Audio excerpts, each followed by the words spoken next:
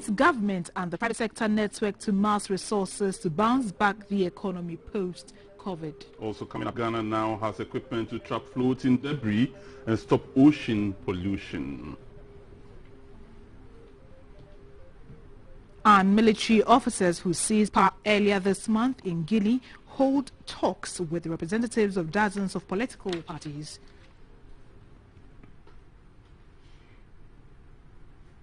Hello, good evening, and many thanks for joining us here for the news. My name is Abdul Hai Mumin. Mine is Micheline Taka. Helping us translate the news in sign language is Robert Frimpong. So the headlines was brought to us: kindness, Manchi biscuit, munch into happiness. In our very first story, the first ever Presidential Business Summit is underway in Accra. It is a platform for the government to network with the private sector on marshalling resources to return the economy to normal post-COVID-19. President Akufo-Addo said the resilience of the private sector can guarantee economic growth, create sustainable job opportunities for the youth, and strengthen the country's position as the economic powerhouse of West Africa. Throughout history, plagues and epidemics have ravaged the world, and the effects of these pandemics have been felt around the world, destabilizing many economies. The government believes the private sector plays a key role in getting the economy in good shape. The Presidential Business Summit is expected to consolidate a series of consultations and dialogue between government and private sector for substantive input into the formulation of policies and programs to support private sector development and make the economy vibrant. This year's summit will focus on cross-cutting areas, including fiscal and non-fiscal incentives to support production and private sector development, foreign exchange regulation and currency stability, access to finance and cost of capital, energy pricing, and support for local industries, among others. As government, when we provide support to the private sector, we must not construe it as doing the private sector a favor, but rather incentivizing them to risk their capital to create jobs and increase income levels of the population. But in the same vein, since there's a cost associated with incentivizing the private sector, government expects that the private sector will also fulfill their obligation by paying their taxes and contributing their quota to national development. President Akufo-Addo said his government will do more to create the necessary environment for the private sector to thrive. The outcome of the two-day Presidential Business Summit will detail specific priority areas of government policy interventions to support private sector development. Government will ensure the fulfillment of its obligations under this compact. And I hope you, private sector operators, will also do the same. My confidence in the sheer energy and can-do spirit of the Ghanaian makes me believe that for us, the sky is the limit if we apply appropriate policies. I invite all to join in the exciting business of developing our country. It is a great time to be in this country, for the opportunities are bright. What our forebears dreamed of, we will achieve. If we inherited dreams and visions from our founding fathers, we should leave legacies of achievements and deeds to our children and their children. Speakers encouraged the government to support the private sector to make the economy more resilient to pandemics and other eventualities. Ghana is the first country in West Africa to receive a piece of equipment to trap floating debris and stop ocean pollution. The job of the litter trap system is to deflect and recover floating trash. Known as the Desmi Enhancer EB2100, it was a donation to Coastal Conservancy Organization, CCO, a charity organization from its international partners, Desmi. The ocean remains one of the most expansive, mysterious and diverse places on Earth. Unfortunately, it is being threatened by pollution from people on land and from natural causes. Marine life is dying, and as a result, the whole oceanic ecosystem is threatened simply by various sources of pollution. Plastic is the most common element that is found in the ocean, and because it is not biodegradable, it is harmful to the environment. The biggest source of pollution in the ocean is directly from land-based sources such as oil, dirt, septic tanks, farms, ranches, motor vehicles, among larger sources. And tons of waste and trash are dumped into the ocean on a daily basis. According to environmental experts, over 1 million seabirds are killed by ocean pollution each year, and hundreds of thousands of sea mammals are killed in the ocean by pollution each year. It is estimated that more than 250 million tons of plastics end up in the ocean each year, killing lots of marine life and increasing the number of endangered species. Over the years, many organizations have joined various campaigns to clean up beaches, but these end up being short-lived due to a variety of factors. The Coastal Conservancy Organization is one of the few organizations committed to coastal cleanliness with a sustained campaign. It has taken this campaign a notch higher by bringing in a litter trap system to deflect and recover floating trash along Ghana's coastline. The Desme Enviro Enhancer B2100 litter trap equipment and containment boom, the first of its kind in sub-Saharan Africa, is a temporary floating barrier that captures plastics and other floating debris and uses the movement of the water to concentrate the debris it captures for easy access and collection. The equipment is expected to be installed on the bank of the Kole Lagoon and prevent plastics from getting into the ocean. The Desme Enhancer arrived in the country in pieces but has been assembled by a team of locals and is ready to be deployed. The resident engineer at Coastal Conservancy, Mr. Isaac Kojobaini, has been explaining the composition of the equipment and its advantages to GBC News. We're going to anchor it one at one side of the canal and the other at the other side. And once the debris is coming, it will be collected in the basket. And then when it's full, we just offload it and then discharge it, and then we put it back to collect further debris. The project manager and chairman of Coastal Conservancy Organization, Mr. Justice Lionel Ishen, told GBC News that the litter trap system is a game changer in coastal cleanliness, and some 9 hotspots in Accra and Tema have been identified as notorious areas of plastic pollution. The plan is to court the support of government and other institutions to deploy the litter traps to all these spots to save Ghana's oceans. If you're able to install or mount these in at the hotspots along Ghana's coastline, starting Accra Tema, definitely we are going to reduce significantly the tons of refuse that is flowing into the sea, possibly preventing ocean plastic pollution. The coastline from Aflau to Hafasini is mapped to benefit from Coast Conservancy's Circular Economy project.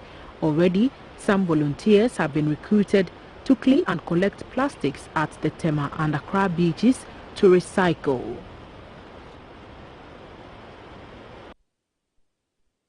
In order to mitigate the devastating effects of climate change on agricultural production, a project has been designed to help farmers to better manage climate-related risk and to build more resilience to climate change. At the launch of the project dubbed Accelerating Impact of GCGIAR Climate Research for Africa, it became evident that the use of climate-smart agricultural practices will be expedited because of the project.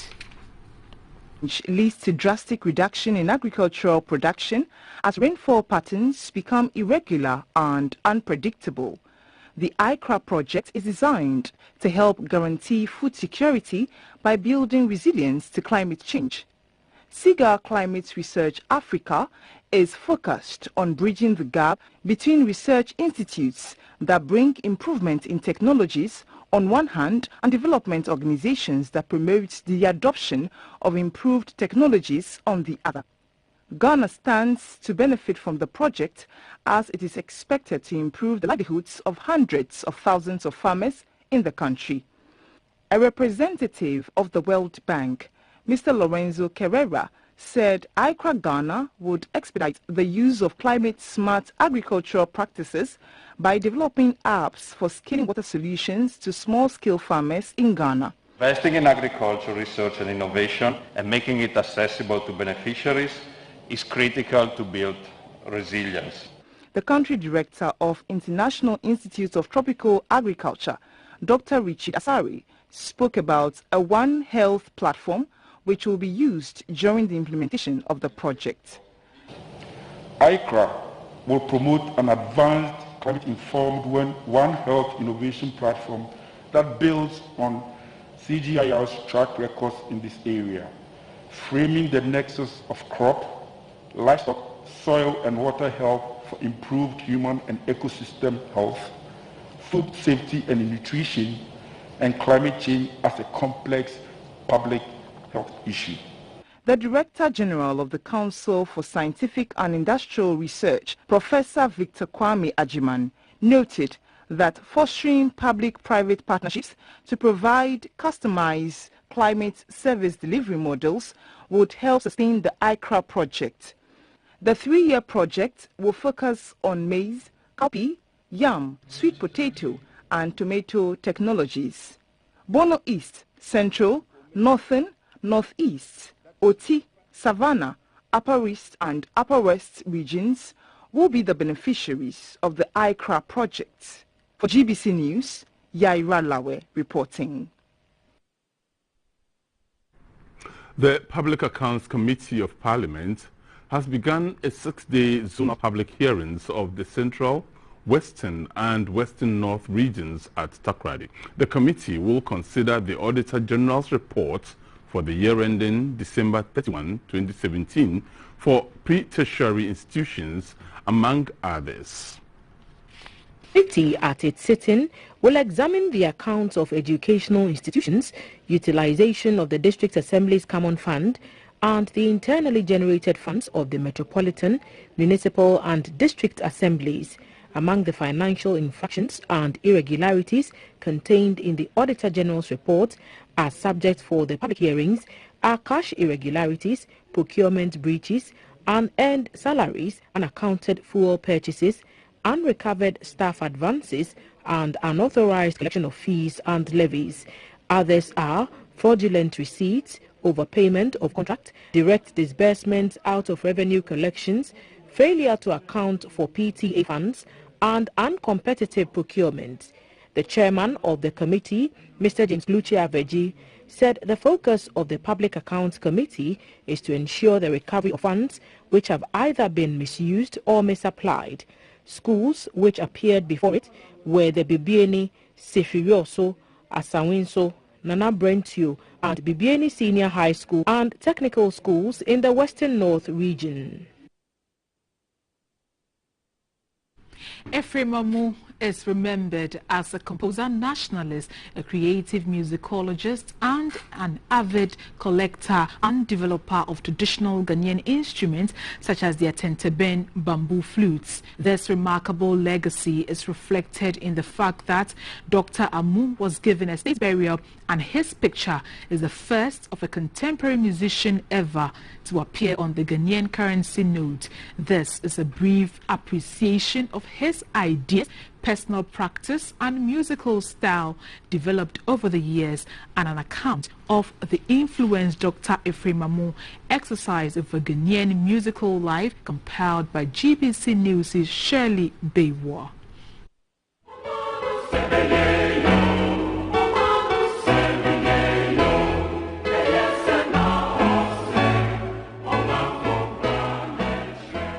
Meet Ephraim Kwaku Amu, the man behind Ghana's most popular patriotic song, Yen Ara Assassini. This song was originally composed in Ove, depicted in 1929. It was in response to a request from one of his pupils who was then teaching in a primary school. According to Dr. Ephraim Amu, the teacher wanted something African to celebrate Empire Day. It was later translated into Twi. It probably became popular when the Ghana Broadcasting Corporation decided to use it as the last item for their programs.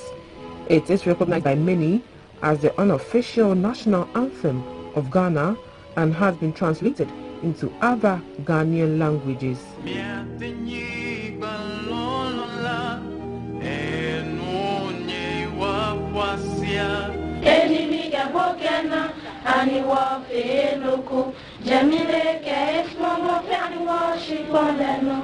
As noted by the eminent African scholar, Professor Emeritus J.H. Kwabenanketia, quote, "There is no single individual who has influenced the course of the development of art music in contemporary Ghana as much as Dr. Ephraim Amu." The song is not all defiance. It represents a philosophical challenge in the very catchy refrain, "Omano, say you. Omano, say you. Yes, and I say, Oman for bra nature." Undoubtedly, Ghana's greatest exponent of the religious choral music, singing band, and nationalistic anthems was Dr. Ephraim Amu. He was born on 13th September 1899 at Peki Abertile, also called Abenase, in the Peki traditional area of the Volta region. He first went to school in May 1906, and about age 12 he entered the Peki Blengo EP boarding middle school, where he showed much interest and love for music and agriculture. His interest was not surprising, as his father was a woodcarver, a drummer and a singer. With time, his music career grew more wings. He has other great hymns and patriotic songs under his sleeves in Eve and Akan from the 1920s on, including Edika Mfumo.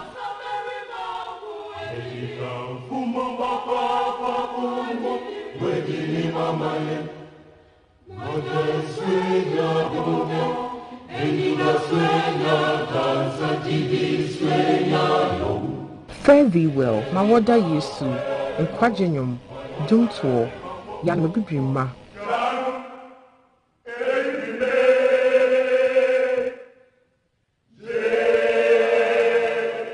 Mawena, Borikinte.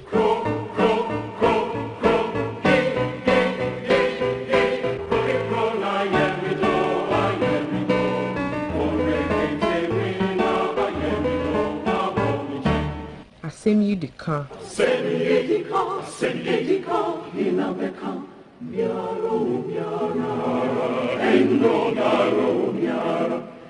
Mawename, the Duenini, and many more.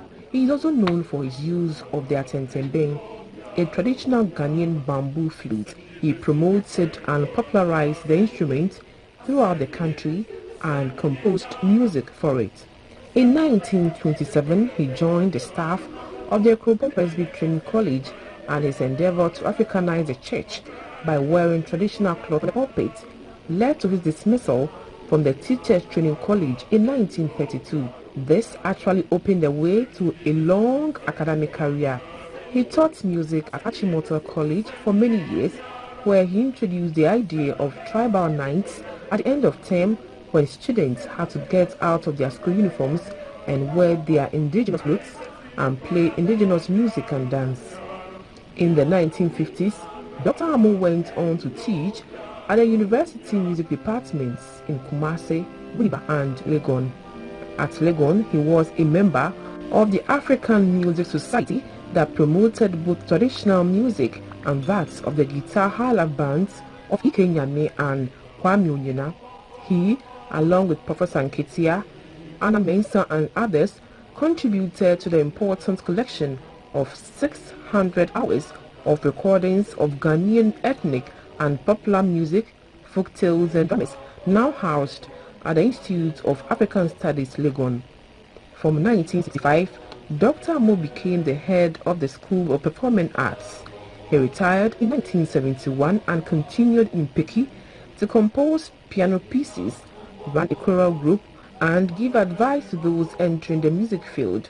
On Saturday, 27th March 1965, the University of Ghana conferred the honorary degree of Doctor of Music on Dr. Ephraim Kwaku Amu at the University of Ghana, Legon. He died in 1995. For GBC News, Shelley Bewa reporting.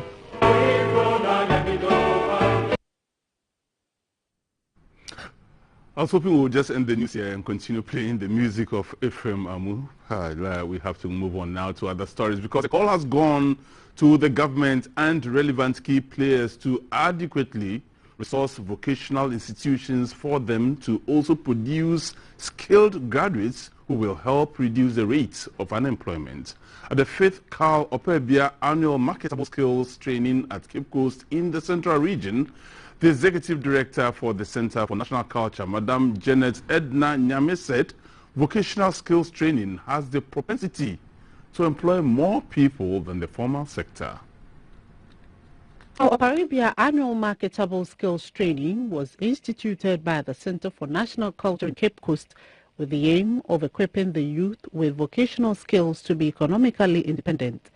This is the 5th in the series, and about 122 persons received training in clothing, beads making, painting, slippers making, and floral decor, among others. For the first time, persons living with disabilities were given free tuition by the center as part of their social responsibility to improve their livelihoods. The regional director of the center, Salamatu Al-Hassan, said more people, especially the unemployed youth, will be given the opportunity to be part of the training. The executive director for the Center for National Culture, CNC, Janet Edna Nyame, called for more resources to assist all the regional and district centers to play their role in improving the lives of the people. The NCC and the Centers for National Culture, the regions and the district, needs to be resourced, because doing these things is going to go a long way to help the youth gain employment, employable skills and whatnot. A senior lecturer at the Faculty of Ghanaian Languages at the University of Education, Winneba, Ejumako campus, Dr. Al-Hassan Issa, urged government to allocate funding to support the initiative by the Center for National Culture, since the public sector lacks the capacity to employ for the teeming unemployed youth in the country. Some of the beneficiaries spoke to GBC News about the skills and knowledge they have acquired. The Central Regional Minister Justina Marigold Hassan lauded CNC for such initiative, especially providing free hands-on training for persons with disabilities. She said the Regional Coordinating Council will partner CNC to expand the training to cover other districts so that the youth can be adequately empowered on vocational training for their survival.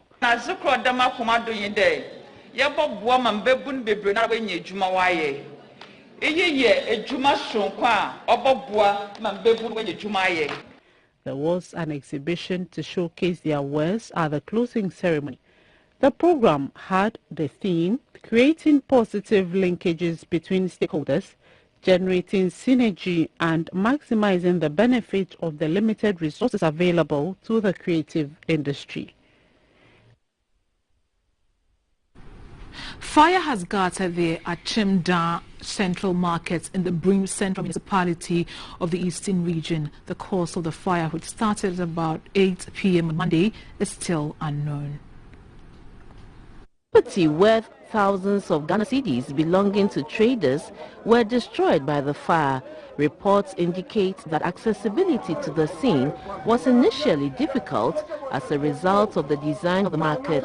The cause of the fire is yet to be known, but it took officials of the Ghana National Fire Service about 5 hours to put the fire under control. Affected persons and some traders in an interview with the media called on the government through the Birim Central Municipal Assembly to come to their aid.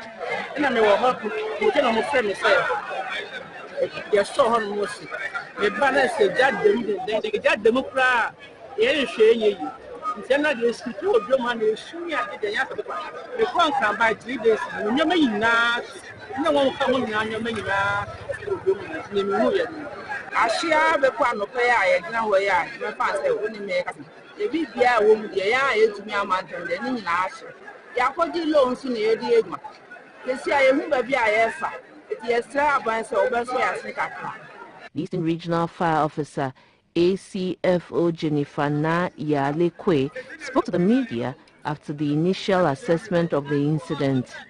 And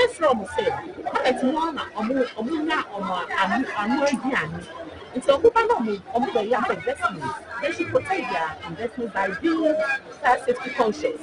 Because I service to lose something now. The Bible and woman the Kasa, education, education, they will not listen.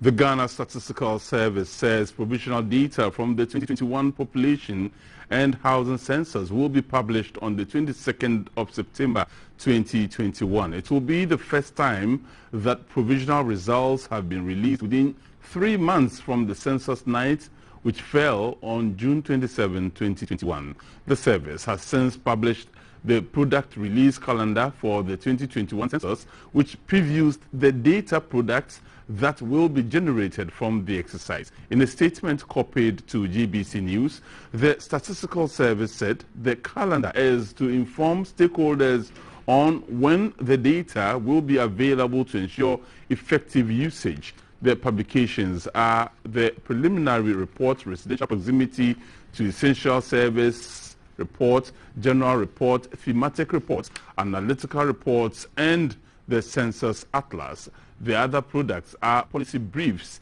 interactive census results, dashboard infographics, dissemination seminars, webinars for data users, videos, fact sheets, and 1% public use micro data sample.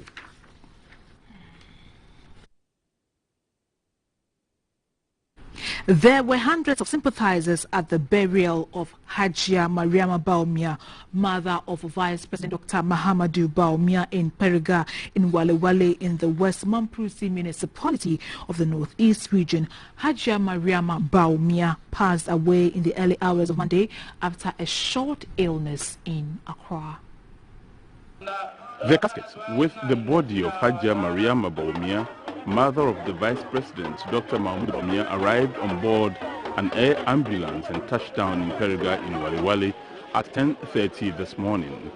The late Hajia Mariama Baumia, an indigene of Pasimpe, a community in the West Mamprusi municipality of the Northeast region, was one of the first female students to have gained admission into Wesley Girls High School in Cape Coast in the Central region.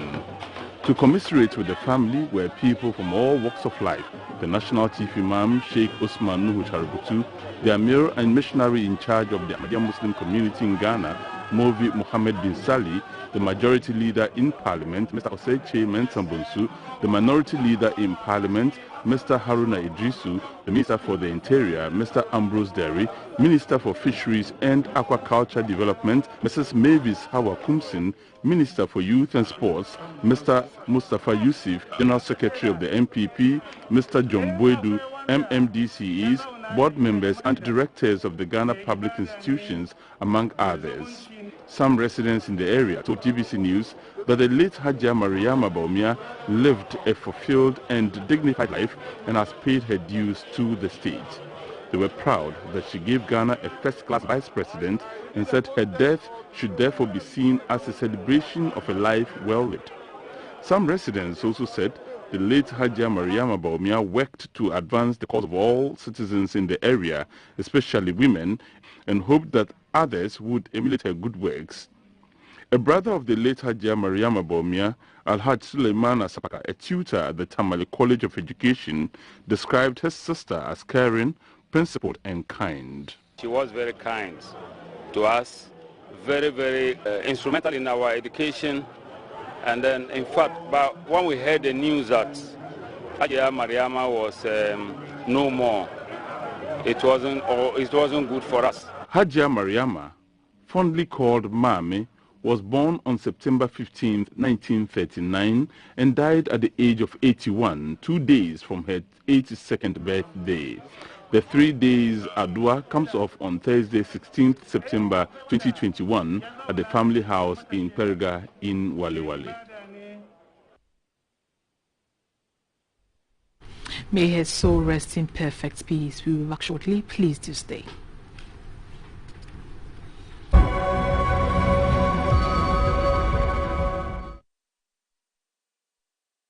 I saw it on the net. I told them the type of car I want to purchase. No, let me call one partner garage. Let me call Kia Sorento. Let me scanner and so. No, also package view.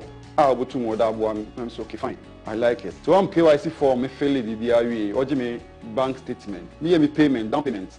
Within 24 hours, no, they make car.